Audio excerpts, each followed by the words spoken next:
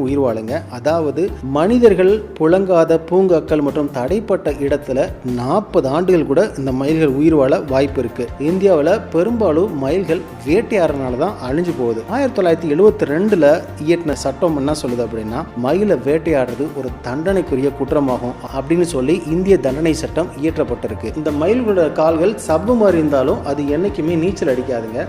அதோட சவ்வு மாதிரி இருக்கனால அது பார்த்தீங்கன்னா கரெக்டாக மரத்தோட கிளைகள்லையோ இல்லை தரைகள்லையோ கிரிப்பாக அது பிடிச்சிக்கிறதுக்கு அதோட நிற்கிறதுக்கோ அது ரொம்ப உதவியாக இருக்குது.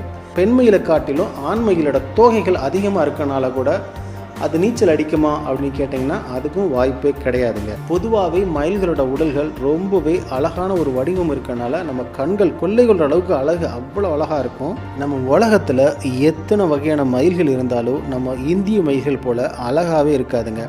ஆமாம், இந்திய மயில்கள் அவ்வளோ அழகு. பார்ப்பதற்கு பெண் மயிலை விட ஆண்